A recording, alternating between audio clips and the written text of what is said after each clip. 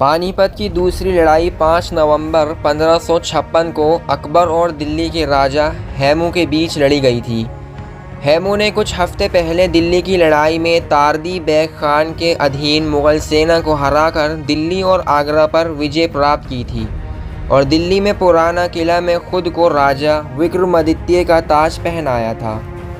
नुकसान की जानकारी होने पर अकबर और उनके संरक्षक बैरम खान ने उन क्षेत्रों को प्राप्त करने के लिए मार्च किया। 1526 की पानीपत की पहली लड़ाई के स्थल से कुछ ही दूरी पर पानीपत में दोनों सेनाएं भिड़ गईं। लड़ाई के दौरान हैमू एक तीर से घायल हो गए और बेहोश हो गए। अपने नेता को नीचे जाते देख उनकी सेना घबरा गई और तितर बितर हो गई। बेहोश और लगभग मृत हैमू को पकड़ लिया गया और बाद में अकबर ने उनका सिर काट दिया, जिसने गाजी की उपाधि ली। मुगल साम्राज्य के संस्थापक बाबर के उत्तराधिकारी हुमायूं ने अपनी विरासत खो दी थी जब उसे शेर शाह सूरी ने भारत से खदेड़ दिया था, जिसने 1540 में सूर साम्राज्य की स्थापना की थी। दिल्ली और आगरा शेरशाह के हाथों में आ गए, लेकिन जल्द ही उसकी मृत्यु हो गई।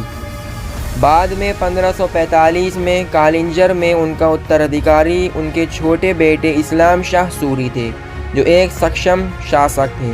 हालांकि 1554 में उनकी मृत्यु के बाद सूर साम्राज्य उत्तराधिकारी की लड़ाई में फंस गया था और विद्रोह और प्रांतों के अलगाव से त्रस्त था।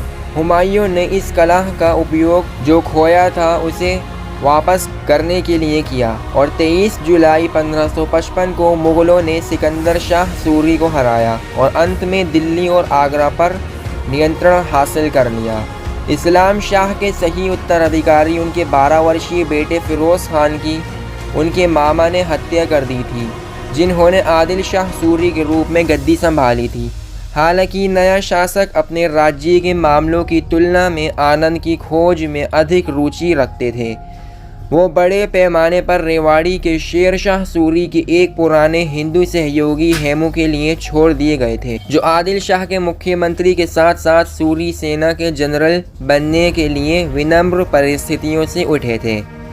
1556 को हुमायूं की मृत्यु के समय वो बंगाल में थे। मुग़ल सम्राट की मृत्यु ने हैमू को मुग़लों को हराने और खोए हुए क्षेत्र वापस पाने के लिए एक आदर्श अवसर प्रदान किया। हैमू ने बंगाल से तेज़ी से मार्च शुरू किया और मुग़लों को बयाना, इटावा, भरतना, बिधूना, लखना, संबल, कालपी और नारनौल से खदेड़ दिया। आगरा में हैमू के आसन्न आक्रमण की बात सुनकर राज्यपाल ने शहर को खाली कर दिया और बिना किसी लड़ाई के भाग गए।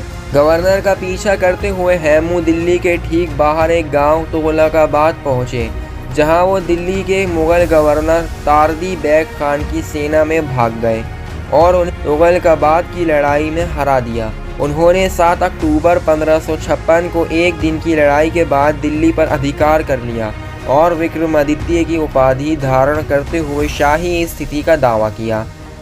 तुगलकाबाद से विनाशकारी खबर सुनकर हुमायूं के उत्तराधिकारी 13 वर्षीय अकबर और उनके अभिभावक बैरम खान जल्द ही दिल्ली के लिए रवाना हो गए। भाग्य के एक झटके में अली कुली खान शैबानी, जिन्हें 10,000 मजबूत घुड़सवार सेना के साथ आगे भेजा गया था, हैमू के तोपखाने पर चढ़ाई की, जिसे एक कमज़ोर गार्ड के तहत ले जाया जा रहा था। वो आसानी से अफ़गानों से तोपों की पूरी ट्रेन पर कब्जा करने में सक्षम थे, जो बंदूकें छोड़कर बिना रुके भाग गए।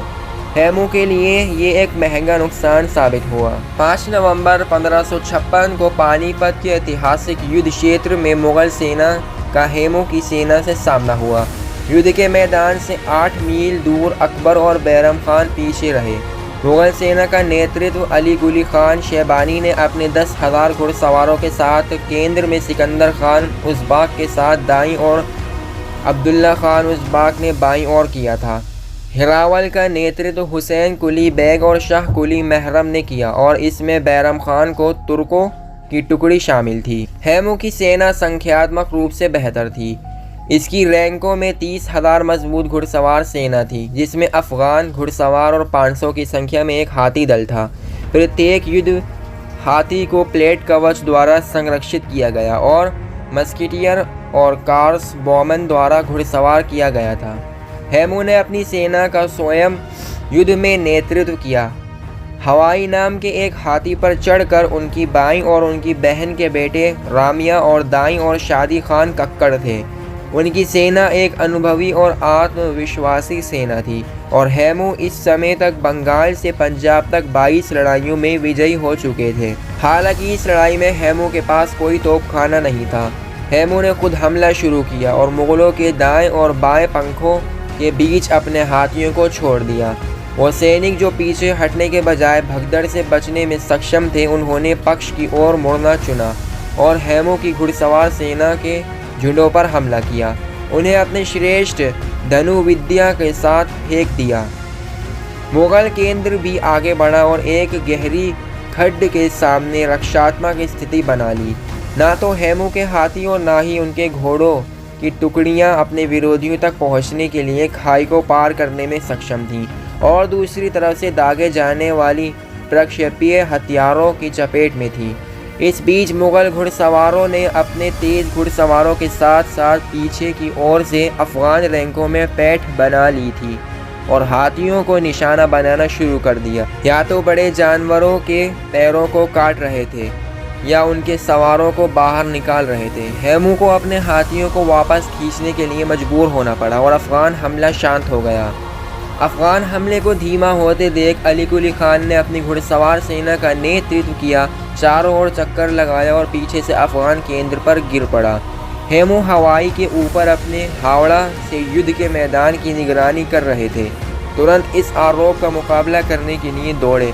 शादी खान कक्कड़ और उनके एक अन्य सक्षम लेफ्टिनेंट भगवान दास को नीचे जाते देखने के बाद भी उन्होंने मुगलों के खिलाफ पलटवार करना जारी रखा।